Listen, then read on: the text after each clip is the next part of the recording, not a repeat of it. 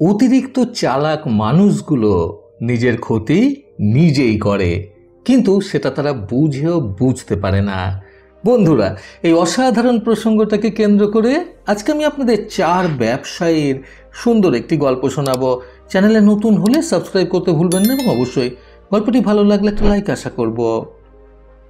শহরের একটি ছোট মতো পাড়ায় প্রায় পাশাপাশি বাড়িতে থাকতেন 4 ব্যবসায়ী। প্রথমজন ছিলেন একজন মিষ্টি বিক্রেতা। ওনার নাম ছিল রাধানাথ গোস্বামী।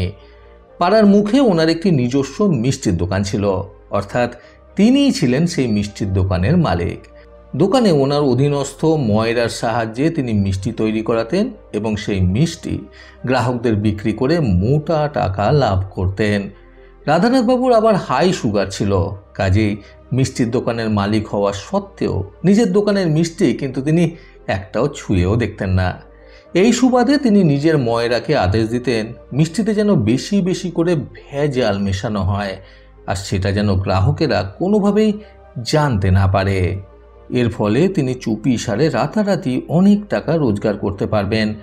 ভেজাল মেশানো মিষ্টি বিক্রি করে তিনি অল্প সময়ের মধ্যে বেশ অনেক টাকা লাভ করতেন বটে, কিন্তু নিজের ভেজাল মেশানো মিষ্টি নিজের এবং নিজের পরিবারের পেটে যেন না যায় সেই বিষয়ে তিনি একটু বিশেষ নজর রাখতেন কড়াকড়িভাবে।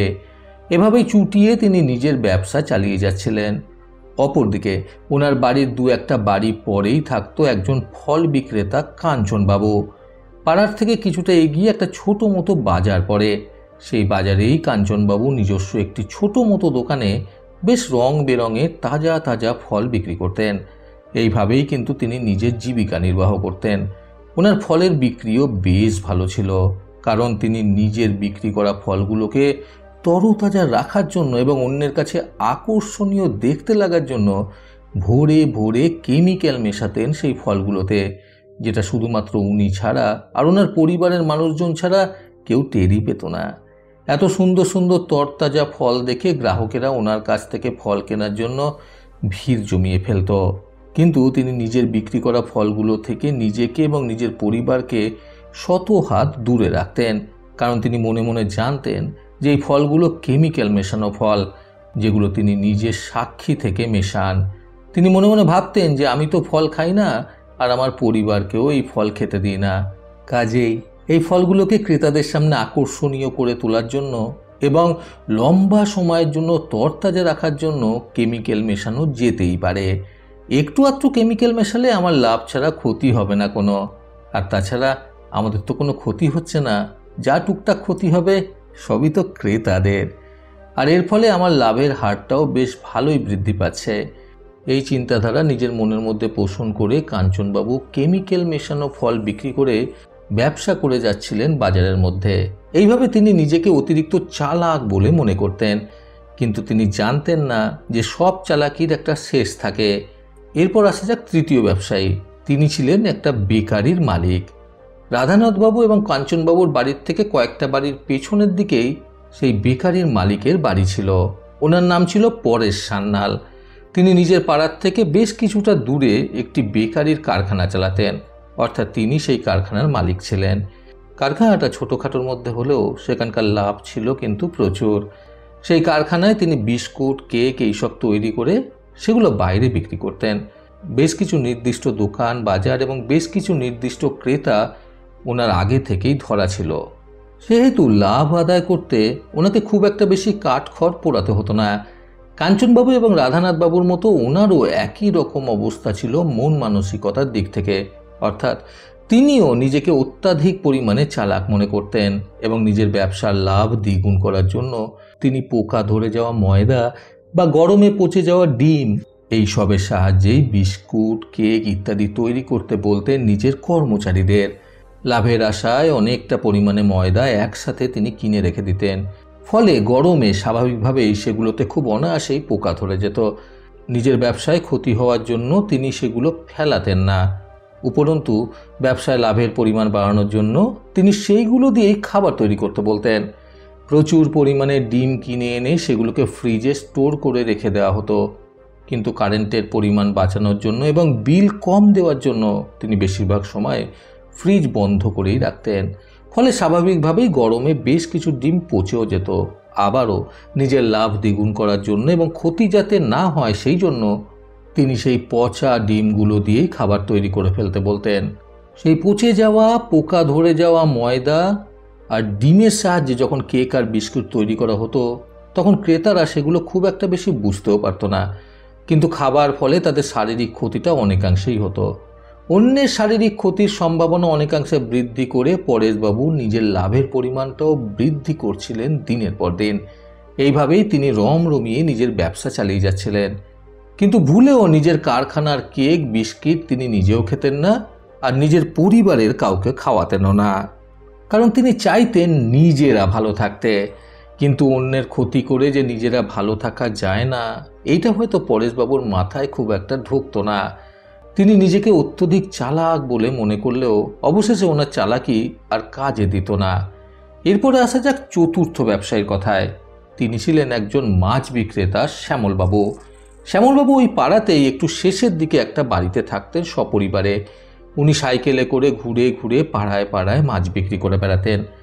এক ঝুড়ি ভর্তি করে মাছ তিনি নিতেন এবং সারাদিন বিভিন্ন পাড়ায় ঘুরে ঘুরে সেই মাছ বিক্রি করে তিনি চলে আসতেন। কিন্তু উনিও আবার চালাকি করতেন ওনার বিক্রির মাছগুলোর মধ্যে ফরমালিন মিশিয়ে।